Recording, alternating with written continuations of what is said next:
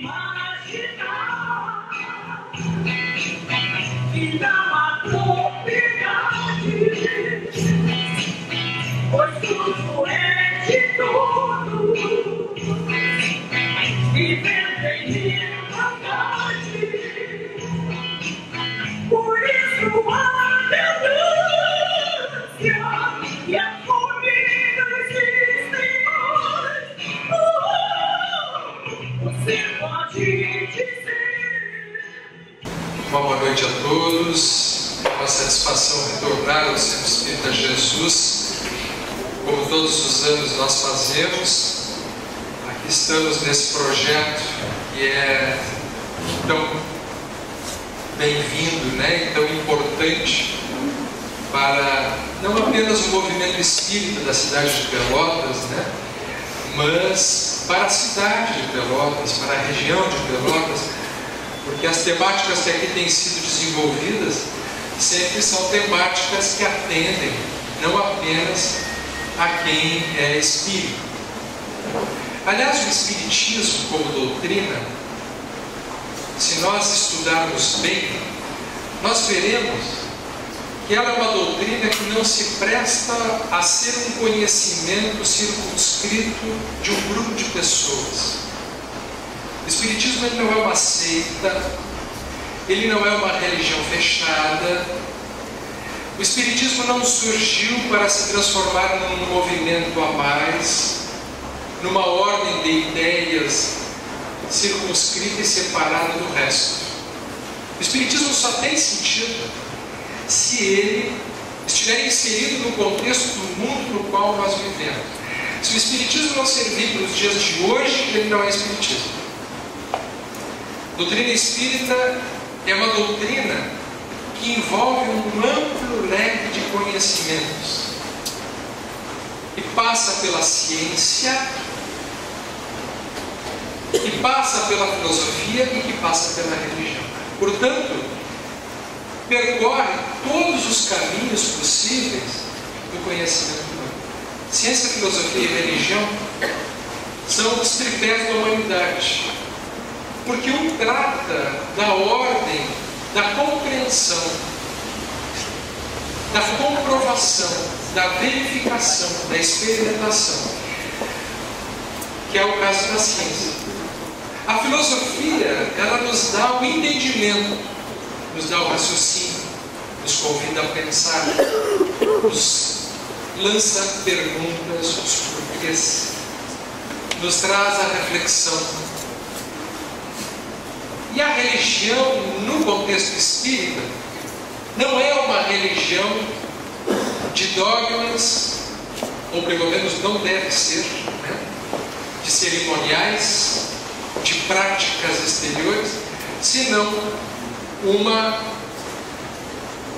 parte, uma dimensão do espiritismo que nos convida à reflexão moral e nos faz reflexões éticas com consequências morais. A temática da semana fala sobre a educação dos sentimentos, fala sobre os sentimentos.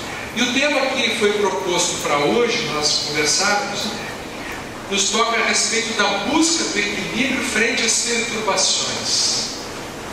E aí eu imagino que pelo menos boa parte de vocês, se não a maioria, deve ter em sua vida questões relacionadas, perguntas relacionadas a como que a gente pode fazer para alcançar o equilíbrio que seria um estado de harmonia relativa frente ao mundo, frente às circunstâncias da vida, do universo onde nós vivemos. Se nós olharmos a nosso derredor, nós veremos que não vivemos num mundo de paz. Nós não vivemos num mundo de harmonia, de ordem e de equilíbrio. E quando nós pensamos nesse tema, nesse assunto, uma primeira questão que nos vem à mente é a seguinte: é a ideia de de que nós só nos perturbamos, de que nós só nos desorganizamos, porque nós vivemos em um mundo perturbado. Essa é uma primeira ideia que a gente tem. E que é uma fantasia. A fantasia é a seguinte: se nós vivêssemos num mundo tranquilo, onde nós não tivéssemos problemas, onde tivesse tudo em ordem, imagine assim, Brasil sem problemas, pássaros, flores, florestas, educação lá em cima, saúde, povo alegre, Olimpíadas todos os dias, assim, sem problema de dinheiro. Na política nós não temos problema, então a gente não precisa falar. Imagine assim, Brasil, coração do mundo, pátria do Evangelho nos seus dias. Tudo em paz, tudo em ordem. Qual é a fantasia que a gente tem? Nós seríamos felizes, não é assim? Nós estaríamos bem. A gente provavelmente só não está bem porque o mundo não está bem. Não é essa a ideia que a gente tem? Tanto que a gente coloca, mas se tivesse tal situação eu estaria melhor. Se eu estivesse em tal contexto eu estaria melhor. Se eu estivesse ganhando melhor eu estaria melhor. Se eu estivesse casado melhor eu estaria bem. Se eu tivesse ausência com os filhos, de dificuldade, eu estaria bem. Pois é. Mas como explicar aquelas pessoas, então, que vivem em condições melhores? Como explicar aquelas pessoas que conseguem levar a sua vida num grau relativo de harmonia exterior, sem graves problemas financeiros, ou mesmo vivendo em outros países onde essas dificuldades que nós mencionamos há pouco não existem, e que, no entanto, apresentam severas situações de perturbação? Então, uma primeira pergunta: a perturbação que nos incomoda mesmo, ela vem de fora ou ela vem de dentro? Qual é a natureza principal dos nossos sofrimentos? Qual é o contexto que nos faz infelizes? Pessoas que têm transtornos emocionais mais severos chegam a dizer, como é o caso da depressão em muitas pessoas, dizem o seguinte: está tudo bem na minha vida, não tenho problemas maiores com os filhos, com o marido, com a mulher. Há pessoas que dizem assim: eu já tive épocas, fases da minha vida em que foi tudo muito difícil e eu estava muito bem, eu fui guerreiro, eu fui valente, eu enfrentei, e agora que está tudo bem, eu estou me sentindo muito mal. Vocês já devem ter ouvido isso.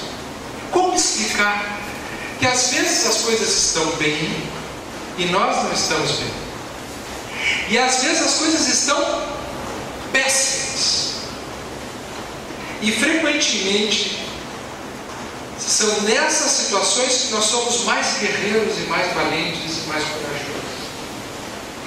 Há pessoas que enfrentam verdadeiras tragédias, acidentes coletivos, morte na família, doenças incuráveis. E às vezes são essas mesmas pessoas aquelas que estão dando exemplos de coragem e de superação frente a esse sofrimento. Daqui a pouco nós vamos começar a assistir na televisão as Paralimpíadas.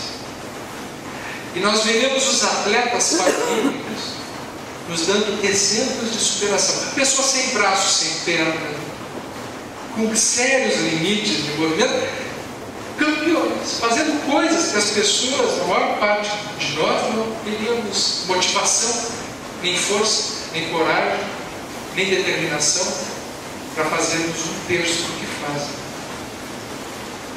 Como explicar isso? Será que nós precisamos, portanto, fazendo uma inserção mais madura do tema, nós precisamos de equilíbrio frente às perturbações externas? Ou nós precisamos atingir estados de equilíbrio frente às nossas tendências de perturbações interiores? Vamos então refletir um pouco sobre esses aspectos. A doutrina espírita nos convida muito mais à reflexão, vejam só, do que a respostas próprias. Esse é o ponto básico da doutrina espírita. É uma doutrina que nos faz pensar. Se o espiritismo não servir para isso, nós estamos no lugar errado também. Ele precisa ser uma doutrina que nos traga perguntas, inquietações, dúvidas novas, reflexões de coisas que a gente não tinha pensado. Então nós vamos por aí. Eu traria para a nossa reflexão hoje que nós temos 3 pontos fundamentais na nossa vida que nós precisamos observar para tentarmos atingir estados de equilíbrio. Muita gente acha que equilíbrio é uma situação na qual a pessoa fique e dali ela não saia. Equilíbrio seria uma espécie de lugar onde não há problema nenhum, ou algum ponto no qual a gente já não esteja mais sujeito a oscilações. Mas é sempre bom lembrar que equilíbrio, ele só existe de fato quando nós estamos em movimento. Exemplo: experimentem ficar em equilíbrio em cima de uma bicicleta parada. O que acontece? A não ser que a pessoa seja malabarista, ela vai tender a cair para um dos lados. Porque a inércia nos leva ao desequilíbrio. Somente no movimento é que é possível atingir o equilíbrio. Portanto, a bicicleta anda, ela está em movimento, e quanto mais nós chegamos a um ponto ótimo na aceleração, na distribuição do peso, na condução dos movimentos, nós adquirimos o estado de equilíbrio, a ponto de andarmos e levarmos a nossa bicicleta para os bons ciclistas, para o lugar onde nós quisermos. Então, o primeiro aspecto da nossa vida é assim: equilíbrio combina com o movimento, equilíbrio não combina com inércia. Os estados de inércia são estados de desequilíbrio. E nós observamos isso em amplos contextos. Quando uma estrutura social quando uma estrutura social entra em estado de inércia, ela se desequilibra. É o que acontece com a política, por exemplo. Quando estaciona num determinado ponto e não evolui, há um desequilíbrio político. Quando uma estrutura permanece muito tempo em cima de uma forma de ser que pede mudanças e ela não se movimenta na direção das mudanças, ela fica obsoleta e perde a condição de equilíbrio. Na educação nós vemos isso. Estruturas educacionais que não se modificam perdem a dinâmica do equilíbrio. Famílias que não se modernizam, pais que não se atualizam, perdem o equilíbrio dentro da família também. Pessoas que pensam sempre do mesmo jeito, têm uma inércia no pensamento. Nasceu pensando de um jeito e há 50 anos pensa do mesmo jeito. O que acontece com ela? Ela fica caduca, no bom sentido. Pode ser até um velhinho simpático, mas é caduco. porque não se modernizou, não se movimentou, perde o equilíbrio.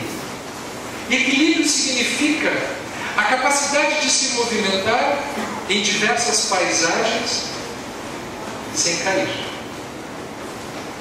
Portanto, o primeiro aspecto do nosso equilíbrio é o movimento na nossa relação com a gente mesmo, consigo mesmo. A nossa relação conosco é o primeiro e mais importante ponto de equilíbrio da nossa vida. Aí está um ponto bastante delicado na vida das pessoas.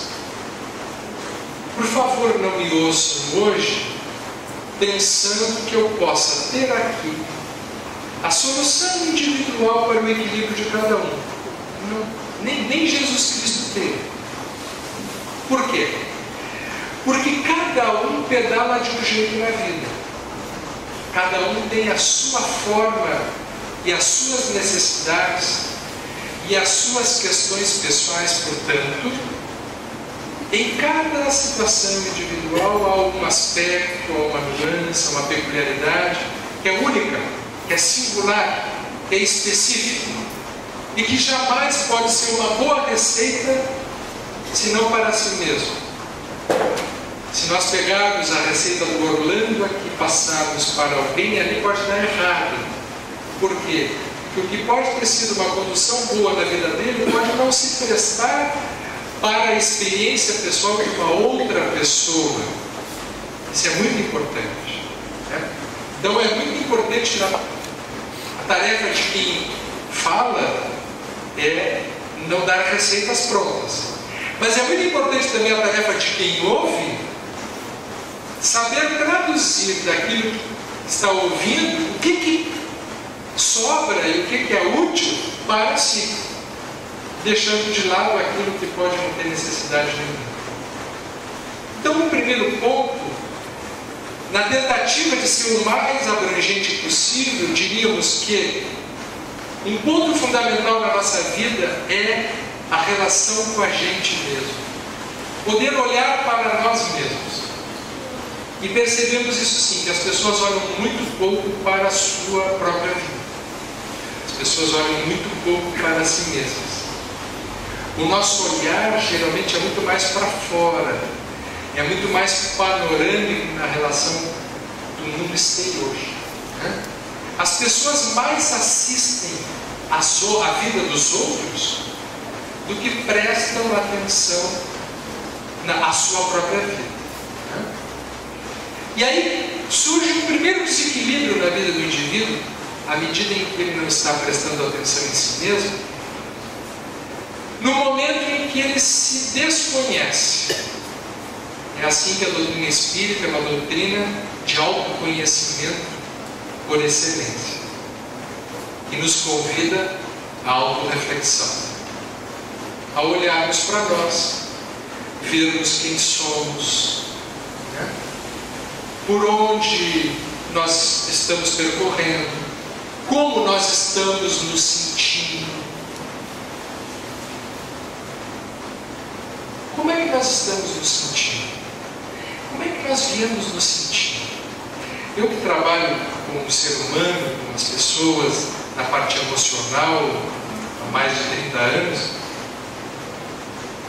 as pessoas me procuram porque estão em algum grau de sofrimento, eu percebo muito isso. Quando eu pergunto para uma pessoa assim, mas há quanto tempo está sentindo isso?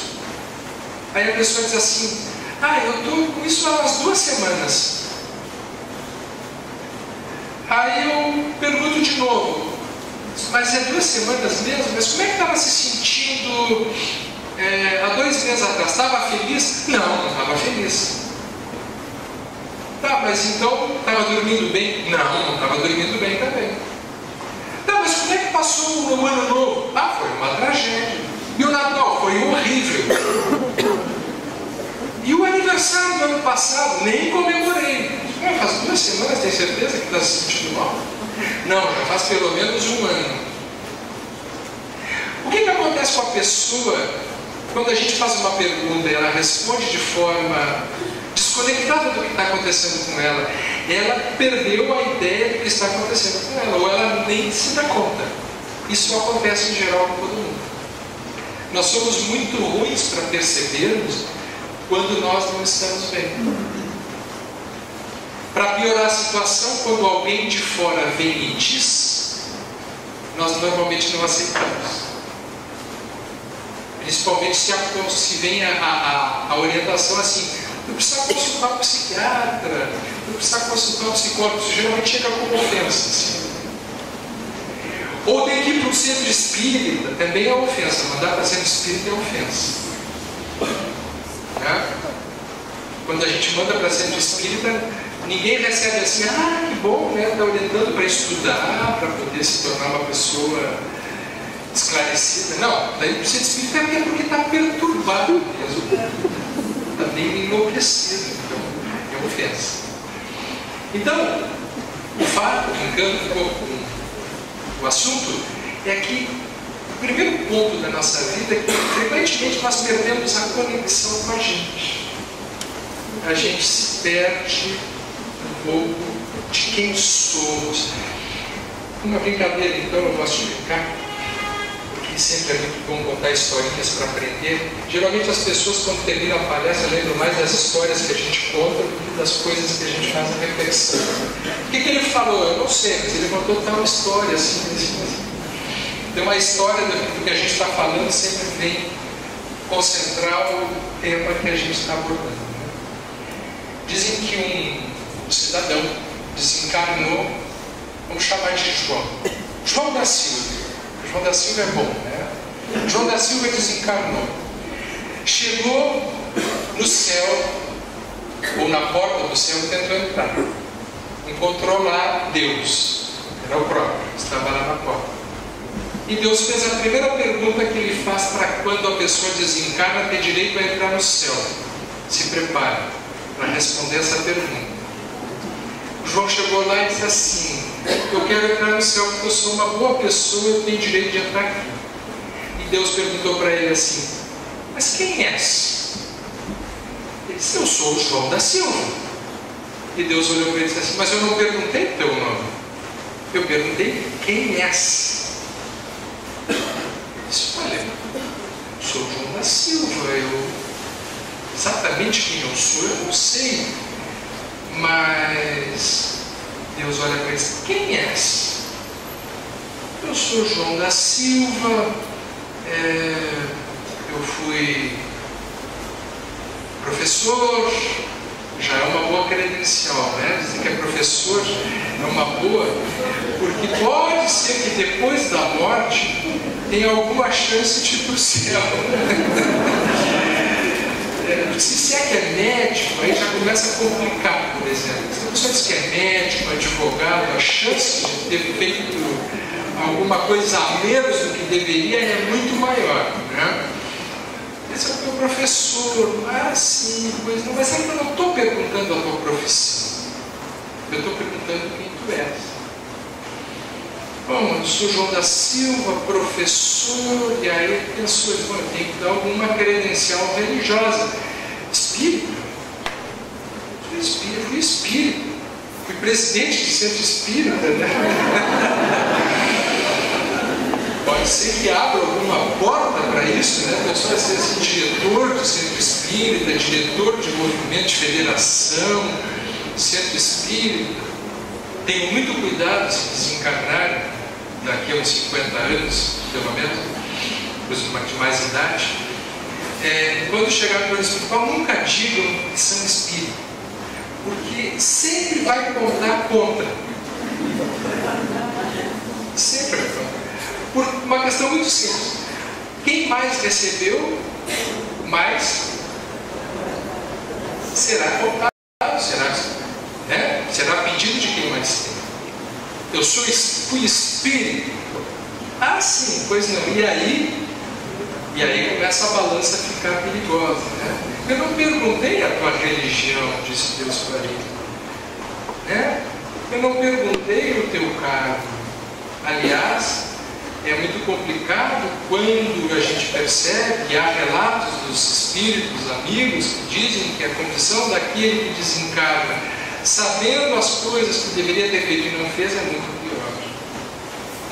João da Silva, professor espírita, presidente disso, presidente daquilo. Bom, eu fui casado, tive 3 filhos. Deus pergunta: quem é essa? Ele diz: eu não sei. Então retorna, descobre. Porque para entrar no céu é preciso saber o que é. O céu é uma metáfora. O céu é um estado de equilíbrio, é um estado interior. É um estado de conseguir o indivíduo administrar as suas próprias dificuldades. O céu não é um lugar de felicidade, senão para aquele que sabe se conduzir diante das dificuldades. É um estado de relativa harmonia diante das atribulações da vida. Então, se relacionar consigo mesmo e descobrir de si mesmo os seus sinais é uma primeira tarefa do autoconhecimento. Há várias maneiras de se fazer esse autoconhecimento. Um deles é esse, como a gente está aqui hoje, refletindo, parando para pensar, olhando para a vida e: poxa vida, onde é que eu estou? Que ponto eu estou? Como é que eu estou? Como é que eu estou me sentindo? Eu estou com dor numa parte do corpo? O corpo pode ser uma forma de autoconhecimento, vocês não acham? Vocês já perceberam, por exemplo, que às vezes a pessoa não melhora de determinados sintomas? É muito interessante que algumas pessoas têm sintomas persistentes, que vão a médicos, a colegas, consultam, fazem tratamentos e o sintoma volta. E às vezes a própria medicina não acha explicação do porquê que aquele sintoma volta. E é frequente que, se nós prestarmos a atenção à história daquele sintoma, nós vamos descobrir que ali existe alguma coisa, alguma informação, alguma situação emocional relacionada à vida da pessoa que ela não está se dando conta. São os chamados sintomas psicossomáticos. É sempre muito importante, quando a pessoa não está melhorando de alguma coisa, procurar buscar a origem. Por que eu estou me sentindo assim? Por que isso não melhora? Às vezes, quando a gente não consegue resolver alguma coisa conscientemente, o corpo avisa. O corpo pode avisar. Às vezes, uma gastrite pode ser uma encrenca antiga de um relacionamento que não foi superado, um relacionamento com a mãe, com a sogra. Pode ser. Pode ser uma tristeza profunda que a pessoa acha que superou e não superou. São os chamados sintomas psicossomáticos. E tem uma informação, é algo dentro da pessoa avisando: olha para isso, olha para cá, tem algo errado aqui. É por isso que hoje, quando a gente fala em medicina no futuro, a gente fala em medicina que possa tratar essas situações e que não apenas trate sintomas. Porque a pessoa pode tomar uma medicação, por exemplo, para parar de sentir alguma coisa, mas não quer dizer que ela esteja tratando aquele problema. Né? Ela pode estar simplesmente mascarando e fazendo com que esse problema depois vai se apresentar novamente, às vezes até pior. Não se quer dizer com isso que todas as doenças e todos os problemas sejam prenúncios de que a gente tenha que fazer um trabalho de auto-hipnose e tentar descobrir todas as causas de tudo que existe. Não é isso. Mas é sempre oportuno lembrar disso. Que quando tem algo que fisicamente não está bem na nossa vida, é bom tentar achar o que está acontecendo comigo. Por que eu não estou dormindo? Por que eu estou ansioso? Por que eu estou angustiado? Por que eu estou sempre irritado? Por que eu estou descontente? Por que meu estômago dói, a cabeça dói? Por que eu sinto isso, sinto aquilo? Por quê? O porquê é uma pergunta muito importante para a nossa vida. Se nós não fizermos as perguntas relacionadas aos porquês de nós na nossa vida, provavelmente nós não vamos saber quem somos. Nós não saberemos quem somos. Seremos errantes na nossa caminhada, na nossa existência. Isso é tão dramático, é tão importante, que isso pode acontecer muito comumente com muitos de nós que frequentamos as casas espíritas.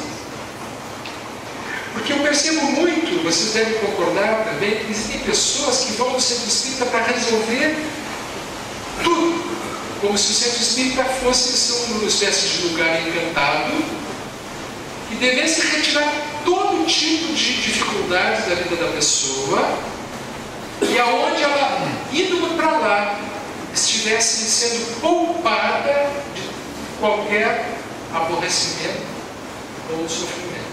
Errado. Né? Se isso fosse verdade, os grandes líderes e os grandes exemplos de espíritas não teriam seus sofrimentos como todos tiveram. Né? Todos. E muitas vezes aqueles os mais proeminentes são os que têm mais dificuldades e problemas. Então,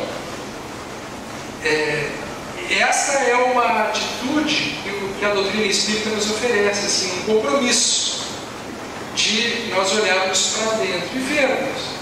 Porque nesta trajetória, a nossa relação conosco mesmo parte de um compromisso que é o de assumirmos a responsabilidade pela própria existência.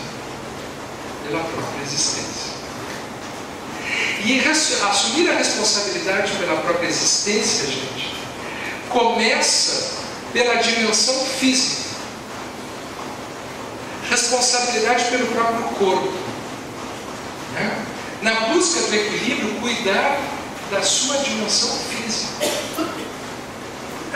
Cuidados físicos, cuidados de alimentação, cuidados de saúde física, cuidados médicos, cuidados de higiene, cuidados relacionados ao prazer. Como é que vai o prazer na vida da gente?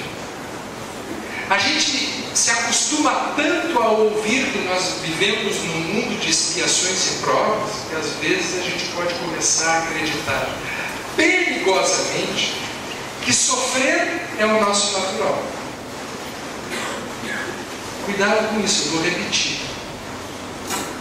Cuidado com essa mensagem que às vezes se torna repetitiva no nosso meio e de todas as religiões, que é a mensagem repetida do sofrimento.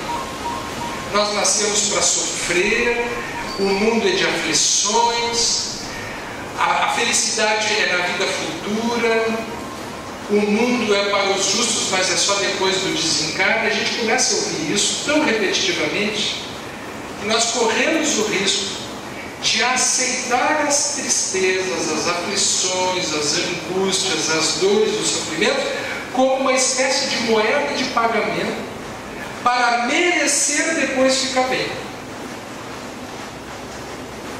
Então digo a vocês com todas as letras, a doutrina espírita é uma doutrina de felicidade. É uma doutrina que nos convida a nós nos sentirmos bem desde já. E a boa notícia é que é possível sim nós nos sentirmos melhores, bem, num planeta de expiações e provas. Que é possível a pessoa vir para o centro espírita porque está feliz e não porque está triste. É possível a pessoa vir trabalhar numa casa espírita porque tem prazer naquele trabalho e não porque senão trabalhar vai ser pior para ela. Vocês percebem como é delicado isso? Que a atitude mental que a gente toma diante da vida é uma espécie de escolha que a gente faz do tipo de vida que a gente vai ter. Se eu me postar na vida achando que eu estou com 30 obsessores atrás de mim, que só vou me sentir seguro quando entrar aqui dentro, eu vou me mudar para dentro do centro espírita achando que eu só vou ter condições de me ver livre destes perturbadores se eu estiver vindo aqui, que é uma outra equação errada. O Espiritismo, a casa espírita, nos favorece esse trabalho. mas é o nosso estado interno que determina a sintonia. Não é assim? Então, um primeiro cuidado que a gente precisa ter é a nossa dimensão com a gente mesmo, olhando para as nossas condições, a nossa relação com a gente mesmo. Muito bem. Mas um segundo ponto tão importante quanto esse diz respeito à nossa relação com os outros. Porque se a gente ficar só olhando para a gente, nós entramos num estado de isolamento.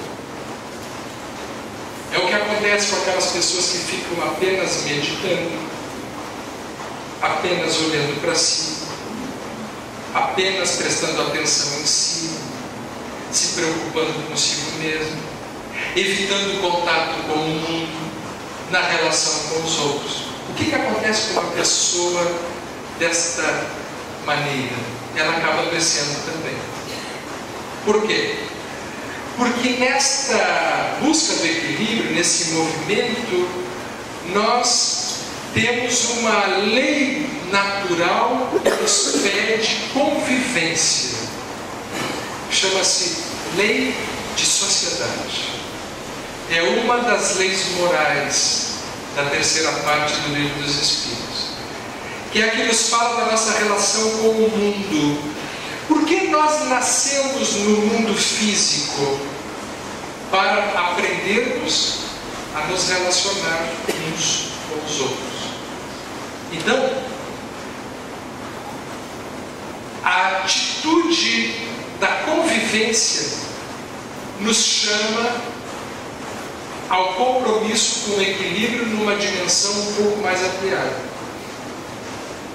E aí complica um pouco para nós. Porque a convivência de uns com os outros é que torna a nossa existência um grande desafio. Como é difícil a gente se relacionar no mundo uns com os outros, respeitando os limites do outro e os nossos próprios. O mais frequente na vida de relação das pessoas é uma invadindo o espaço individual da outra. Ou a gente invade muito, ou a gente se deixa invadir muito. É como se houvesse uma área em torno de nós, assim, invisível, que é uma espécie de um terreno, um território, uma fronteira que a gente tem. E quando a gente se aproxima de uma outra pessoa, a gente cruza essas fronteiras. Isso é o natural, é assim mesmo. Nós interpenetramos os nossos campos. O grande problema é que quando um se afasta do outro, muitas vezes o outro não sai dali. Ele continua habitando aquele campo. Ou nós continuamos invadindo o território mental e emocional das outras pessoas. Isso faz com que as vivências emocionais e pessoais de muitas pessoas sejam totalmente contaminadas das presenças alheias. O que nós estamos falando? Aí já é um assunto um pouquinho mais complexo de entender. Que nós normalmente carregamos as angústias, as cargas, os fardos de outras pessoas com a gente. Nunca aconteceu com você? A pessoa que vai dormir não consegue dormir porque não consegue parar de pensar em alguém ou em outro, né? Ou começa a se sentir mal e já nem se dá conta por que está sentindo aquilo. A pessoa encontra uma outra pessoa com dor de cabeça e vai com dor de cabeça para casa, por exemplo. Aquela dor de cabeça não era dela. Dor de cabeça é uma metáfora que eu estou usando. Pode ser tanta coisa aí. A verdade é que nós nos ocupamos permanentemente dos universos alheios. Então, conviver uns com os outros é uma arte. É uma arte. E é uma arte necessária, porque nós nascemos no mundo para nos desenvolvermos a partir dessas relações. Hoje, para complicar um pouco mais, eu não sei se é exatamente complicar ou é um avanço, nós temos a internet, as relações virtuais, que entraram de vez no nosso cosmos mental, de tal forma que nós estamos permanentemente conectados. Eu não sei se vocês dormem com o celular do lado da cama virado para cima ou virado para baixo, mas se ficar virado para cima, vocês vão se sentir numa boate. Ele fica piscando o tempo inteiro. Tem sempre alguém conectado, ou num grupo de WhatsApp, ou Facebook. Permanentemente, conexão 24 horas por dia. De tal modo que hoje em dia existe um novo tipo de vício, que é o vício da dependência pelo sai e pelo espaço. Imagina perder o celular, ficar sem o celular, ficar sem conexão. Dá mais abstinência do que o álcool quando falta. O cigarro, isso começa a tremer, você sabe. Existe realmente sintomas físicos por falta de ligação com a internet. A internet, as redes sociais, elas são fantásticas, elas são um grande avanço no favorecimento dos nossos contatos. Mas ele oferece este risco de desequilíbrio. Quando uma pessoa passa a viver a vida no espaço virtual apenas, ela entra em desequilíbrio. Por quê? Porque a encarnação, ela pede experiência física. Senão a gente não precisava reencarnar. A gente ficava no plano espiritual se comunicando pelo pensamento. Por que o espírito precisa reencarnar? Porque ele precisa corporificar as experiências. Nós precisamos da matéria para consolidar a experiência da evolução espiritual. Vocês já pensaram nisso? De outra forma, não seria necessária a encarnação. Então eu quero dizer para você o seguinte: ninguém engravida pela internet. Não tem como engravidar pelo Facebook. Tem que ter contato de corpo. Eu estou usando um exemplo bem forte de engravidar para mostrar, para dizer com todas as letras, que a nossa vida real, ela precisa ter cheiro, precisa ter cor, precisa ter forma, precisa ter contato físico. Então tem uma hora que a gente larga os aparelhos e vai para as relações, né? Para poder ter o cheiro de mundo e a experiência concreta física, que é o que nos dá a experiência encarnatória. De outro modo, o amor do Cristo, aquele que pede a caridade do contato para aquele que ajuda, ele se torna impossível. A informação que hoje nós dispomos, ela é um instrumento para nos capacitar aos avanços que nós precisamos ter. Então tem uma hora de ligar, mas tem que ter uma hora de desligar também. Tem que ter uma hora de conexão e tem que ter uma hora de conexão real. Lembro a vocês que todas as principais doenças psiquiátricas que nós conhecemos no nosso estudo atual da medicina, todas elas têm algum grau de isolamento. Na depressão a pessoa se isola. No transtorno do pânico ela não consegue sair de casa. Na esquizofrenia ela se sente perseguida pelos outros. Nas fobias ela acaba evitando o contato humano. Portanto, nos sintomas mentais mais graves há a sombra do isolamento. Cuidado com o isolamento. Isolamento pode ser um sinal de desequilíbrio, pode ser um sinal de perturbação. Então, se no primeiro momento nós falamos contato consigo mesmo, atitude autorreflexiva, isso é uma coisa. É só prestar atenção em si. Mas não de tal forma que ela se isole do mundo, que ela fique isolada na convivência, que ela fique apartada das experiências. E que ela possa usar o WhatsApp, o Facebook, o Skype, todas essas ferramentas amplamente, criando grupos de relacionamento também. A questão toda não está na utilização, está em a pessoa poder saber qual é a sua área aonde ela está podendo utilizar esse recurso sob a sua capacidade de administração, ou o quanto ela esteja viciada, dominada, subjugada por aquele tipo de instrumento.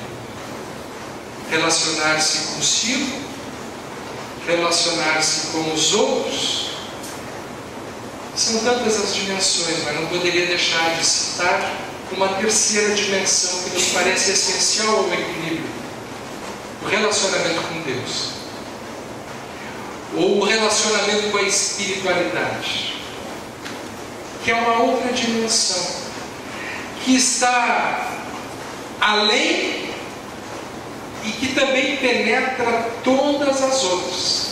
Porque eu posso me relacionar com Deus me relacionando comigo, eu posso me relacionar com Deus me relacionando com os outros, e eu posso me relacionar com Deus me relacionando com Deus. Quando vocês descobrirem como é que se faz melhor se relacionar com Deus diretamente, vocês me contem, porque eu também ainda não sei muito bem como é que se faz isso. A maneira como a gente consegue mais ou menos empreender é através do relacionamento com a gente, do relacionamento com os outros. Mas o Espiritismo nos desafia para uma outra possibilidade, que é de nós termos experiências espirituais, através de práticas espirituais, através da prece, do desenvolvimento da fé, através da meditação e através de um instrumento que Jesus ressaltava como o mais importante de todos, que é através da caridade. E se dá através dos outros também. Não existe caridade sem o outro. Tem que ter um outro. Caridade não é solitária. Né? Essa virtude, a virtude mais importante do cristianismo e do espiritismo também, pede a presença de alguém, a presença de um outro. Mas esse relacionamento com a transcendência, com a espiritualidade, são experiências de campos que nós usamos muito pouco. Que nós entendemos a nossa relação com Deus, muitas vezes, uma relação exterior de contato institucional. É uma outra reflexão que vale a pena fazer. Tem muita gente que acha que se relaciona com Deus porque vai à igreja, ou porque vai ao centro espírita, uma vez por semana, 2, ou porque vai à missa, ou porque reza. Isso não é se relacionar com Deus. Isso é ter uma prática religiosa que poderá ser uma comunicação com a espiritualidade ou não. Por exemplo, há pessoas que rezam todos os dias, mas é assim, ó: Pai nosso que estás no céu, santificado seja o teu nome, venha a nós o nosso bem, seja feita a nossa vontade, assim como... Não tem oração ali. Ela está cumprindo o protocolo. Por quê? Porque ela decorou uma frase, mas o pensamento dela não está ali. Muito menos os sentimentos. Não há educação de sentimentos na direção do contato com o que ela está fazendo. Há uma dissociação. E essas práticas religiosas mecânicas, normalmente elas são mais negociações que a pessoa faz com um poder que ela acha que existe. Então ela reza todos os dias, porque se ela rezar tem mais chance das coisas darem certo na vida dela. Ela vai numa casa espírita, numa igreja, porque pode ser que assim Deus olhe mais para ela e ela tenha uma vantagem nisso. Tanto que quando não vai, Vocês não conhecem pessoas? Aqui não tem, né? A gente está falando isso aí dos outros, né? Certamente que não é o caso de vocês. Mas a pessoa, quando se encontra numa braba, ela diz assim: ah, meu Deus, se eu resolver isso, eu vou fazer isso, eu vou fazer aquilo, eu vou fazer aquilo. Promete um monte de coisa para Deus. Como se Deus fosse um balconista. E estivesse do outro lado assim: ah, prometeu? Então tá, então agora eu vou resolver. E aí, se a pessoa não cumpre, depois ela se sente culpada, porque é como se fosse ter um castigo que Deus vai cobrar dela porque ela prometeu e não cumpriu. Como se Deus fosse alguém pior. Então, esse Deus que a pessoa tem não é um pai ou uma mãe, ou um amor maior do que um pai e uma mãe, porque se com pai e com mãe a gente não fica devendo, imagina com Deus. Então essa relação não é com Deus. Essa relação é com um mito. É com um personagem mental que a pessoa cria para poder negociar, para poder barganhar. É assim que funcionam normalmente as religiões. As religiões funcionam assim. E a gente tem que tomar um certo cuidado no nosso meio, porque nós temos muito isso no nosso meio. Ah, eu não fui tomar passe essa semana, por isso que deu tudo errado. Aí a pessoa começa a tomar passe toda semana. E aí as coisas melhoram. Aí dá errado alguma coisa, eu não vou mais lá tomar passe, eu vou trocar o centro espírita, porque esse espírito é ruim.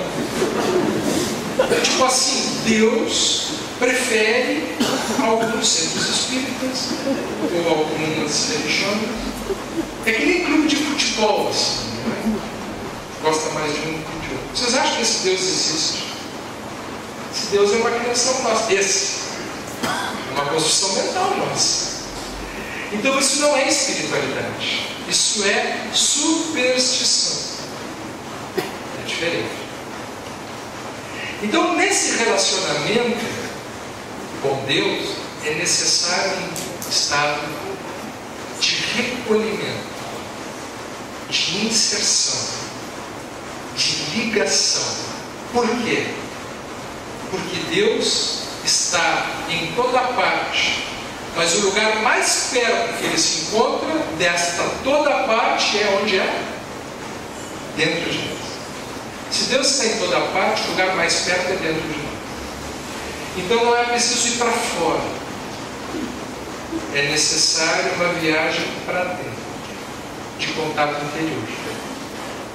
Mas lembre-se, nesse contato interior chega um ponto que não pode ser meramente solitário. E aí nós precisamos dos outros. Então, nesta interação da relação consigo mesmo e na relação com os outros, nasce a verdadeira espiritualidade. E aí dá para entender por que Jesus dizia: amarás ao Senhor teu Deus e ao teu próximo como a ti mesmo. É uma triangulação. Se faltar uma dessas dimensões, nós não temos espiritualidade. Espiritualidade significa triangulação. Relação comigo, relação com o próximo e relação com algo além de nós. É um terceiro espaço que se dá na nossa intimidade, na nossa percepção. É por isso que algumas pessoas têm uma fé relutante. É por isso que algumas pessoas, diante de algumas situações terríveis, conseguem se superar, se mostrarem surpreendentes. Se diz que elas têm fé. A fé, segundo Emmanuel, existe um livro que eu recomendo a vocês que comprem, que leiam, que se chama Pensamento e Vida. Pensamento e Vida, de Emmanuel, que é um livro pequenininho, mas fantástico. E ele fala sobre vários assuntos. Um deles é sobre a oração e o outro é sobre a fé, entre tantos. Na oração ele diz que a oração é como se fosse um espelho que a gente usa para direcionar o raio de sol para o abismo que a gente quer iluminar. É uma figuração muito bonita essa. Quando eu oro de verdade, eu uso como um espelho, eu capto a luz divina e direciono para o meu abismo interior. Os meus pontos escuros, as minhas áreas que eu não enxergo, A oração me favorece essa percepção ampliada que sozinho eu não teria a capacidade de ter. Se eu fizer apenas o exercício comigo mesmo, ou estiver apenas na relação com os outros, eu não uso esse espelho, que é o espelho da oração. Para Emmanuel, oração é capturar a presença divina, o contato com a presença divina na nossa vida. Quando nós estabelecemos essa conexão, isso pode ser em casa, no ônibus ou em qualquer lugar, nós estamos exercendo a nossa espiritualidade. Aí vocês vão perguntar assim, mas o centro espírita pode ajudar nisso? Claro. Porque onde houver um ou mais reunidos com a mesma intenção e com a mesma atitude, nós transformamos os nossos pequenos espelhos em grandes espelhos de captação. E somos capazes de movimentar forças inesgotáveis em nosso próprio proveito e em proveito uns dos outros. A fé que movimenta o sentimento mais pleno da busca e do alcance dessa conexão maior é com certeza o fio de condução que nos faz termos então o contato com a espiritualidade dentro do teor mais potente que nós podemos empreender ou imaginar na nossa vida. Então, Jesus parece ter sido, pelo que nós sabemos, o exemplo máximo de quem conseguiu realmente vivenciar e transmitir e ensinar e nos deixar um legado que é o seu Evangelho como a carta magna dessa experiência de espiritualidade. Quando nós, então, nos pomos em contato com essa força maior do que nós, de certa forma nós ficamos maiores do que somos. Nos sentimos mais fortalecidos, nos sentimos mais capazes. Todos já devem ter percebido em algum momento da vida, de alguma forma, ou mesmo sem perceber, já devem ter vivenciado momentos em que já não eram apenas vocês ou nós éramos mais do que isso. É quando nós estamos acompanhados de uma força que está sempre disponível. Quando nós conseguimos capturar através dos nossos sensores, das nossas antenas, as sintonias maiores com essa força superior, nós então vivemos a experiência da nossa transcendência, a experiência maior da espiritualidade. E parece que a bicicleta aí se torna um pouquinho mais estável nesse movimento. Eu acho que eu estou precisando andar de bicicleta, porque eu estou usando exemplo de bicicleta desde o início da palestra. Mas parece ser um bom exemplo de como a gente pode transitar diante da vida de uma forma mais harmônica, que é o que todos nós precisamos. Não vamos esperar que a política se organize de forma perfeita. E isso não é um convite de dizer que deixar de lado a política, não é isso.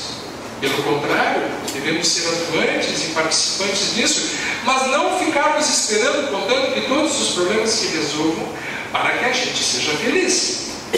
Porque isso é de uma ingenuidade irresponsável. Porque nós, a partir disso, delegamos a nossa própria competência à sorte dos acontecimentos, como muita gente faz. E o indivíduo passa a se tornar uma vítima da vida. Pessoas vítimas. Pessoas que vivem se queixando, vivem esperando, vivem colocando a responsabilidade em ombros alheios, em situações externas, achando desculpas, porque as coisas são desse jeito ou de outro. E aí a gente se lembra que na busca do equilíbrio, a responsabilidade maior pela conquista de um estado de bem-estar relativo possível é da nossa própria competência. Nesta ilha da nossa vida, do nosso mundo interno, nesse continente que é o nosso continente emocional, nós temos as emoções, os sentimentos, que é o tema desta semana, que nos sinalizam para nós podermos administrar melhor a nossa vida emocional, a nossa vida espiritual e a nossa relação com a gente mesmo na construção da felicidade. Mas vocês vão ficar mesmo com as histórias que a gente possa contar aqui, eu já sei disso. Tudo que eu falei até agora só vai ficar gravado porque está sendo filmado ali. Vocês vão esquecer de boa parte do que a gente falou, e é assim mesmo, não se preocupem, a gente esquece. Então eu vou contar uma historinha no final, que é para todo mundo sair lembrando, e tenho certeza que vocês vão lembrar dessa história e de tudo que foi dito aqui, através dessa história que eu vou contar. Dizem que haveria um grande naufrágio numa ilha, é a Ilha dos Sentimentos. Tema da Semana Espírita. As águas subiriam e todas as emoções e sentimentos que habitavam aquela ilha iriam naufragar. Lembramos a vocês que naquela ilha moram, portanto, a tristeza, a vaidade, o amor, a riqueza, enfim, todas as emoções morando naquela ilha. Chegou a notícia de que as águas iriam subir e aquela ilha iria ficar debaixo d'água. Quem soube em primeira mão que haveria este grande acidente foi o amor. O amor avisou a todos os sentimentos que haveria um grande naufrágio. Ele se lembrou de todo mundo. E como acontece sempre com o amor, ou é muito comum, ele se esqueceu dele mesmo.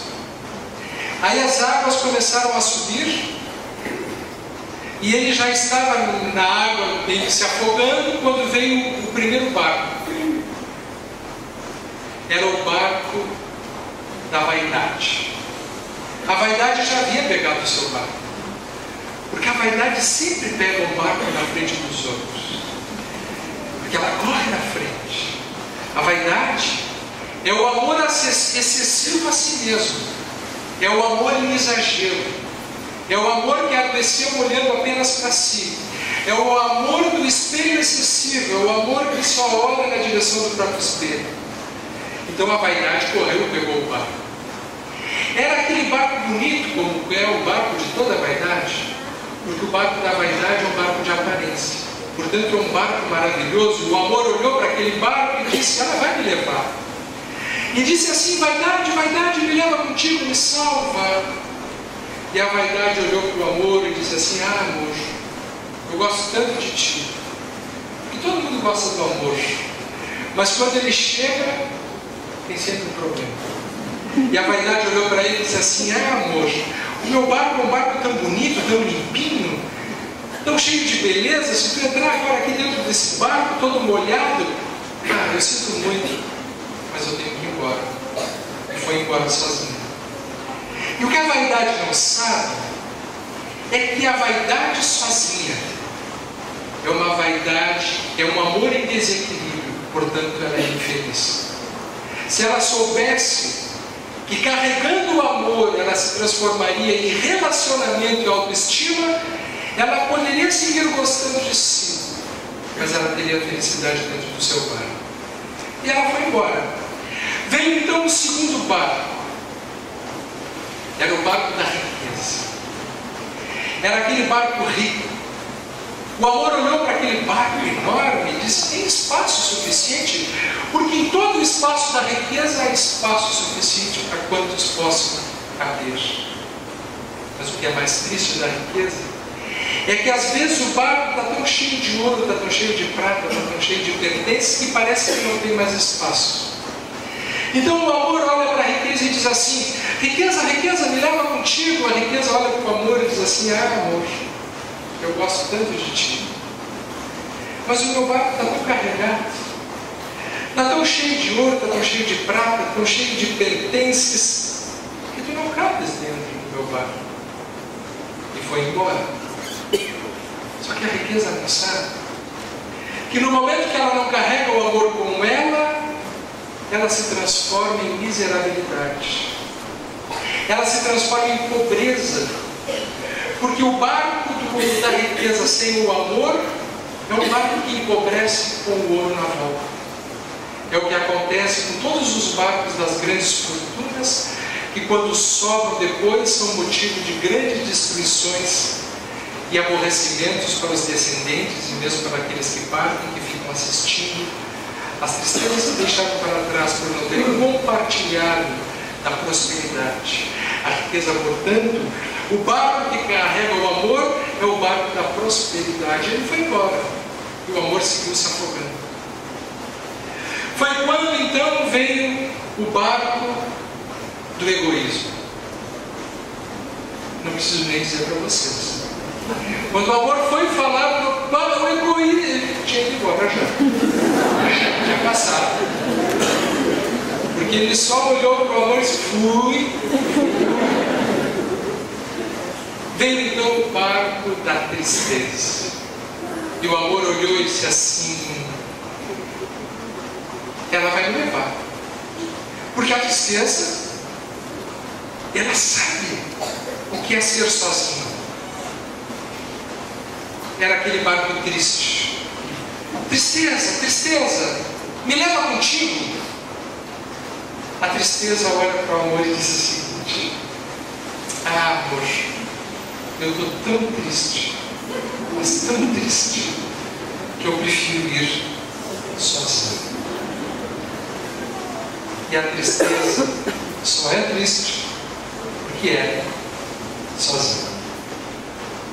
A tristeza é a incapacidade de se preencher além de si. Quando o amor se adentra no barco da tristeza, ele serve como aquela lente que capta a luz imanente de algo superior a si e ilumina aquela escuridão e toma conta e às vezes não se percebe que a escuridão não tem existência sozinha, senão pela falta da luz, que ela não se acompanha. Tem a presença do amor ausente. A tristeza foi embora.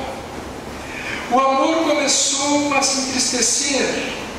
Ouviu um certo barulho. Era um outro barco passando rápido. É o barco da alegria. Alegria, alegria, me leva contigo. Mas a alegria estava tão alegre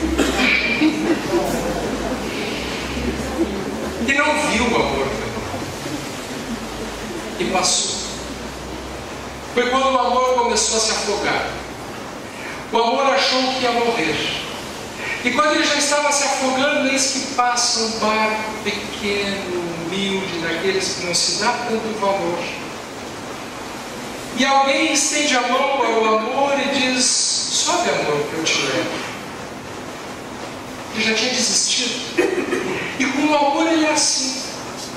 Quando ele desiste, ou já está quase desistindo, eis que vem um braço. E esse braço vem de um barco inesperado. E foi nesse barco que o amor subiu. E quando o amor sobe nesse barco, por estar tão cansado, ele adormece profundamente. Quando ele acordou, ele já estava em terra firme. E aquele barco, com aquele braço, da mesma forma que apareceu, ele desapareceu sem se identificar. Mas o amor não se conformou, porque ele, sendo amor, ele não sossegaria sem saber quem era aquele velhinho. Parecia ser um velhinho dentro daquele barco. E ele então sobe a montanha, porque do alto da montanha, no alto da montanha, mora a sabedoria. E ele vai ao encontro da sabedoria. E ao chegar diante da sabedoria, ele pergunta: sabedoria, muitos passaram por mim e não pararam para me ajudar. Somente um barco com uma figura de um velhinho foi que me ajudou. Quem é aquele velhinho? a sabedoria olhou para o amor e disse assim: mas tu não sabes quem é aquele velhinho? Ele disse: não, eu não sei, porque eu estava tão cansado. Quando eu entrei no barco, eu dormi, quando eu acordei ele já não estava mais lá.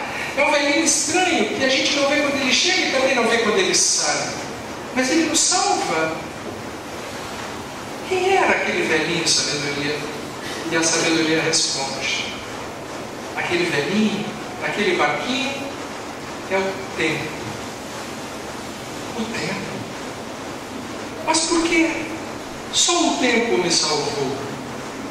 E a sabedoria diz mais uma vez: porque só o tempo é capaz de salvar, ajudar e perpetuar a vida de alegria e felicidade de um grande amor. Que o tempo possa ser para nós também aquele velhinho que nos estenda a mão quando nós acharmos que os nossos barcos da esperança estejam naufragando. Nesses tempos difíceis que vivemos, esta mão poderá vir no momento que nós menos esperarmos, desde que nós estejamos em contato com a nossa sabedoria interior. Um forte abraço a todos. Muito obrigado.